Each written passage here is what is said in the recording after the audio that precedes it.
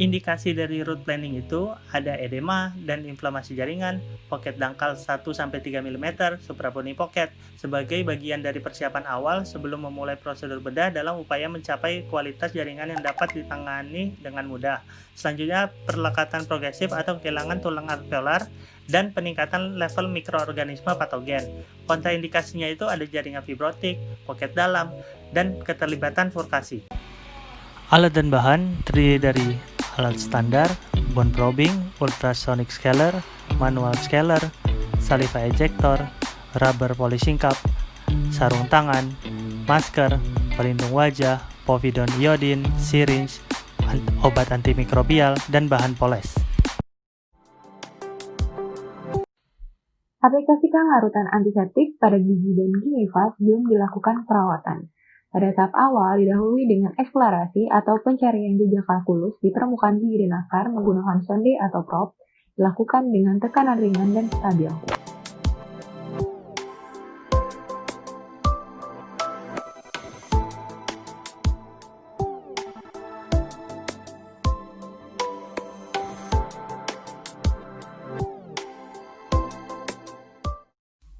Lakukan prosedur scaling dengan alat scaler manual atau ultrasonic scaler atau kombinasi keduanya yang dipegang menggunakan teknik modify pen grab dengan tumpuan dan sandaran jari sesuai regio.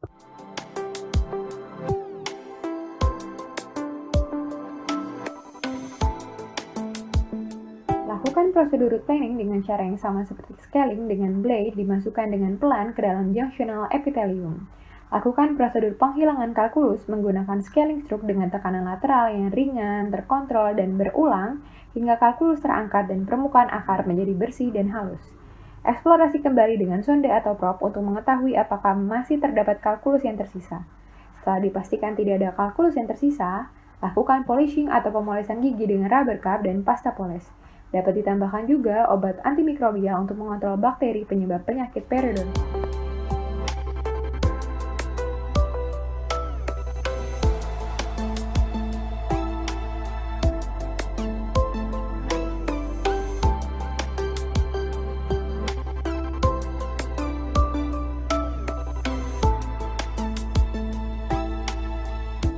Perawatan hypersensitivitas dentin dapat dilakukan secara non-invasif dan secara invasif.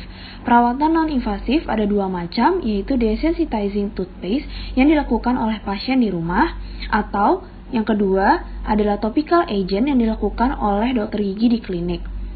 Sedangkan perawatan invasif ada tiga macam, yaitu mucogingival surgery, restoration, dan pulpal treatment.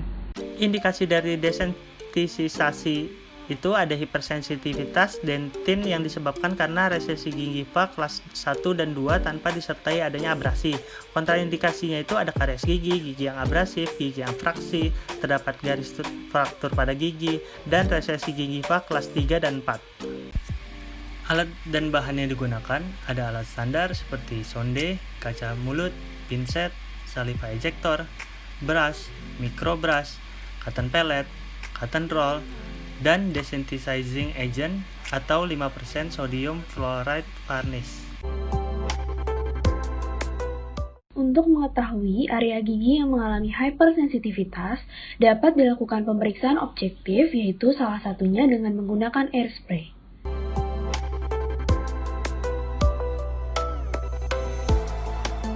Melakukan pengaplikasian bahan desensitisasi, gigi perlu dibersihkan terlebih dahulu.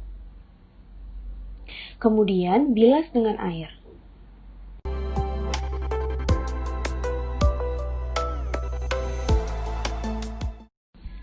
Tahap kedua, isolasi daerah kerja dengan menggunakan cotton roll.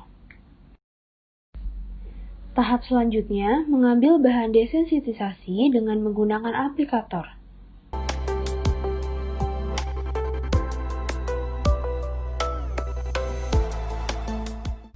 Kemudian, aplikasikan bahan desensitisasi pada area gigi yang mengalami hypersensitivitas menggunakan aplikator.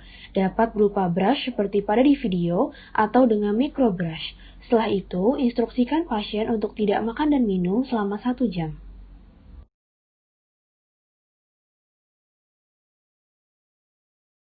Saya Kemas. Saya Haliza. Saya Clarissa. Terima kasih.